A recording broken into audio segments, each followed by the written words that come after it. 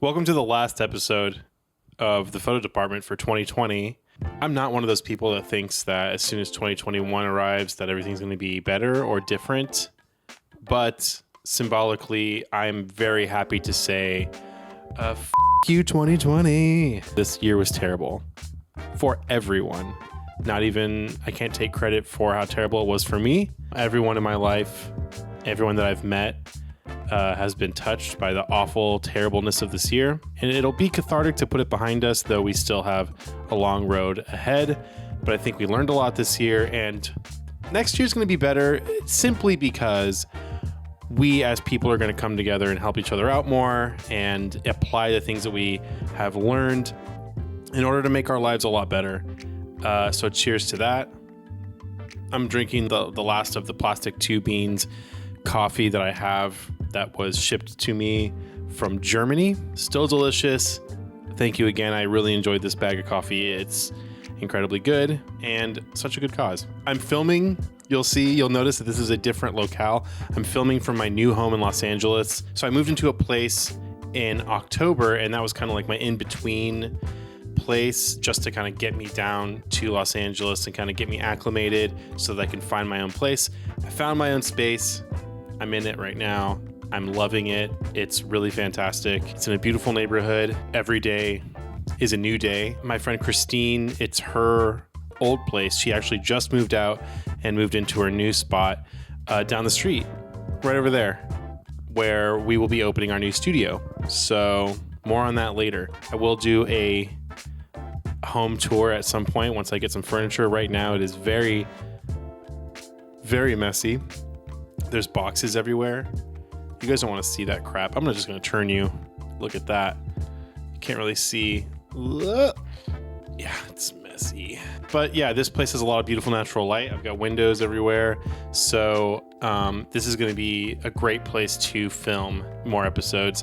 So this is kind of an interesting episode because it's the first episode in my new house, this last episode of 2020. I just wanted to wrap up this year with some of my favorite photography / video gear that I picked up or purchased or came out this year, just to give you guys a sense of what I'm using. You know, everyone loves best of lists or favorite lists. This is something that people have been asking me for. So without further ado, let's get into it. Where's my phone? Damn it. You'll notice that I have a purple poof on my microphone. That is a secret, meaning only one person will know why.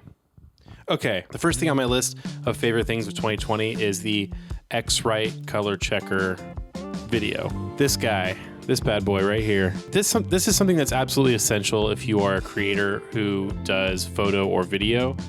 Maybe not this exact one. I have a couple of these. These are the color checker passports. You might have seen these maybe more often. These are the more affordable and smaller little portable color checkers that I take with me on set, on location, or in studio, wherever I'm shooting. This is essential to making sure the colors and white balance are accurate on all of the photos that I deliver. It's an investment. It's like $100 and something. It's a little over $100, but these guys are absolutely color savers. They're absolutely lifesavers when it comes to making sure that your photos are color accurate. I got this guy because although the color passports do work for video, it's a small target. It's kind of difficult to see it in a scene if it's like a wide shot or whatever. So I got this bad boy. This one is even more of an investment. I don't want to say how much I paid for it because it was a lot and I don't remember the exact number. Every single video that I make, I use this to color match different cameras. I use this to make sure that the white balance is absolutely on par, perfect, exactly right. And also to make sure skin tones are exposed properly. And then, as middle gray right here. So you can use this with your false color in your camera or your monitor to make sure that your exposure is dead on as well. So this is an investment that everyone who is a creator with photo or video should make, and something that I use every single day. This next thing isn't video or photo specific, but this does have a place in all of my kits, either my small kits for just photo shoots or my larger kits for video or larger photo shoots. It is the Anker PowerCore 20,000 PD. Anker makes a buttload of these things, and it's basically like a power bank It's a big battery. This specific one has something called USB PD or power delivery, and this can power my camera, which is really cool. This basically has enough juice to power my camera if I'm, filming with it, or if I need to charge it in between shots. So this is actually what I bought to power my Fuji XT-3 when I'm doing run and gun stuff. I have a V-mount battery attached to the back of it right now. Sometimes you're out all day, you only have one battery like me, and you don't have a chance to charge again. This is a lifesaver. This will run my Fuji XT-3 all day long and then some. It plugs into the USB-C, and it actually charges by USB-C as well. So this is a really great thing to have if you're on set, especially if you're on location and you need extra battery power. I've used this to charge phones, to charge other batteries, to charge or run my camera, and I don't leave the house without this if I'm going on location for a shoot. It has saved my butt a million zillion times, and this will actually charge an iPhone 10, which is what I have.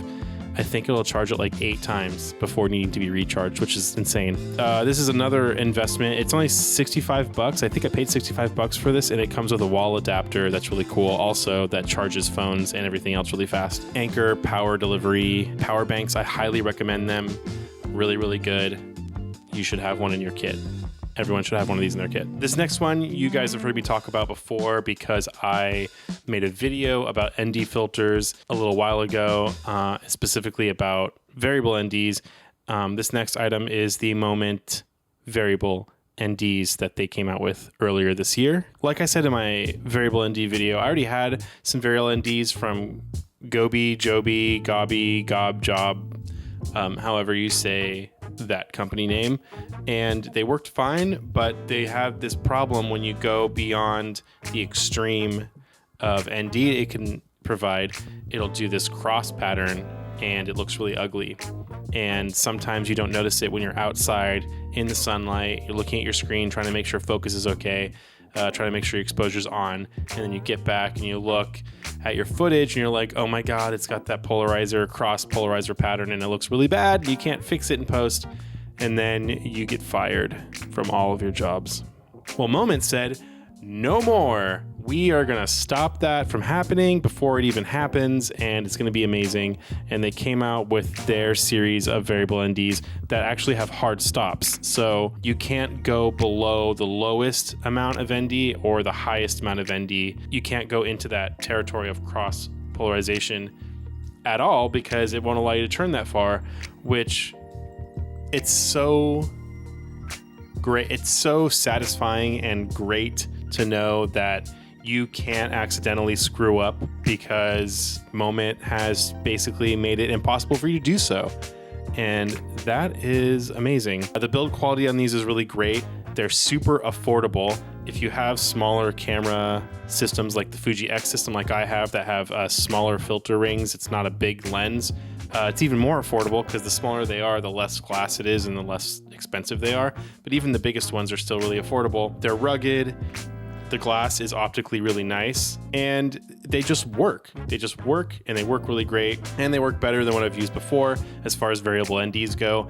I prefer using solid ND like in a matte box, but most of the time I'm not using a matte box because that's a whole more mess of equipment that you have to carry that you might not want to. So this is my choice for variable ND. I've been using these all year, and they're really fantastic. You should check these out. The Moment variable NDs. I think I'm getting an Amazon package right now. Okay, this next one is another thing from Moment. Full disclosure, I am on the Moment Pro team, which means that Moment sends me gear to use. They also ask me for feedback on their products, and they also will promote my stuff sometimes on their channels. They actually just made a post this week that had a bunch of my photos on it, a bunch of my film photos, which was super cool to see. So thank you guys. And earlier this year, Alec, who is my contact over at Moment, asked me if I had any use for a sling bag. And I am a bag guy. I do like bags. I have 4 Ona bags and various other bags. I have so many bags. I'm looking at my closet right now, and I can count 6 bags in view. So I have a lot of bags, and I do enjoy a good bag. So Alec asked me, hey, do you think you'd use this bag if we sent it to you? And I said, yeah, I'll check it out. This bag this bag right here. This is the Moment Rugged Sling, and this is the big version. I have been not actively, but kind of like passively looking for a bag that I could use when I go on smaller photo shoots. If I don't need a huge kit, I don't need to bring along a light, I don't need to bring along a whole bunch of extra accessories. I just need a good, decently sized bag that I can bring my camera, a couple lenses, some batteries, and like that's kind of it. This has been my go-to. It's kind of like almost my daily driver. It just has so much storage capability, and there's so many pockets, and everything is so well designed and thought out that they really killed it with this. It's waterproof, it's like tear proof, it's pretty low profile, it's very comfortable to wear, and I have no complaints. This thing is just a very, very well designed bag, and they did such a good job. They have two versions. They have a large one and a small one. It's measured in liters, as most bags are. I don't know the measurements because I didn't look them up before I did this video. I totally could have, but I'm lazy by nature. So if you go to the link in my description below, you can check out these bags and find one that suits you. I'm actually really impressed with the price points. I thought just by virtue of how good this bag is and how durable it is, that it would be a lot more expensive than it is. It's not very expensive. It's very affordable. So if you need a good, affordable, rugged bag, go check out the Moment Rugged Slings. They are really, really great. I'm getting emails. I did get a package from Amazon just right now.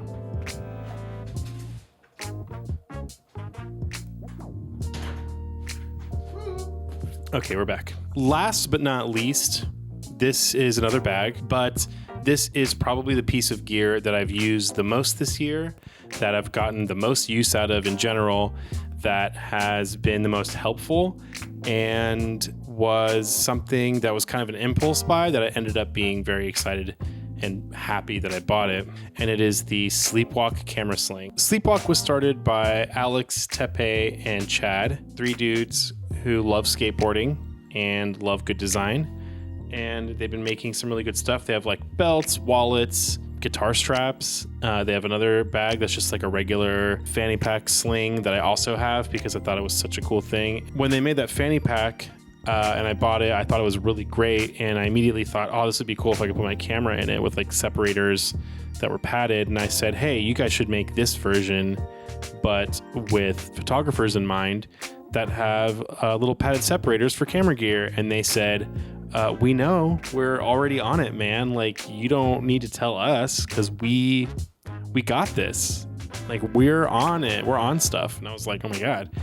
And then I bought this when they came out with it. And this thing, it's my daily bag. I have this every single day, everywhere I go with me.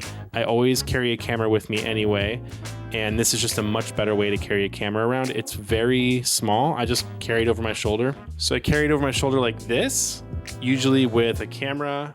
And if I have my Nikkor F2, some film, or if I have my Fuji X-T-3, maybe a second lens, definitely some batteries, and anything else I might need to carry with me. Who knows? Every day is different. This is a different time, so who knows? It's insanely comfortable. It's crazy lightweight. There's nothing in it, and it weighs like definitely less than a pound. I don't know. It weighs nothing. It's got these waterproof zippers. It's got this really nice leather patch that says Sleepwalk on it. It's just a good looking bag. I already did a video about this bag a while ago. I'll link it. Nope. Up here if you guys want to go watch it. It's just a very, very good bag, and it's the perfect size to carry with me every day when I don't need to have a full kit with me. I just need one camera, one or two bodies, maybe a couple lenses. It's perfect. So I'm really glad I bought that. Go check out Sleepwalk Ltd. I'll link them in the description below. These are all awesome products I'd recommend. Some of them would make really good gifts. Some of them would be confusing, like the color checker. Yeah, that is my list of favorite photo/video gear for the year 2020. Thank you guys for watching. I'm really happy to have such an awesome audience as you guys. My last video series where I showed off all of your favorite pandemic photos was probably my favorite project I've done in a long time. Definitely my favorite project this year, and I'm still just so happy I got to do that. all the growth, all the new viewers, all the people I've been able to meet this year through the channel. It's been really fantastic. I can't wait to see what happens in the new year. Make sure you subscribe. Please hit that bell notification so you get notifications every time I upload a video, which is not super frequent. So you're going to want to have those notifications on. And thank you again for a wonderful year of doing this YouTube channel. You guys are amazing, and I can't wait to see you guys in the new year. Have a safe Christmas. Have a safe New Year. Don't travel to see family because that is dangerous. Just don't do it. Stay home. Stay healthy. Stay safe. Wash your hands. Wear a freaking mask and social distance. Don't go with people to places. It's not safe. Get the vaccine. If you have a chance, do the vaccine. It's going to be good. It's going to save lives. I love you. Goodbye.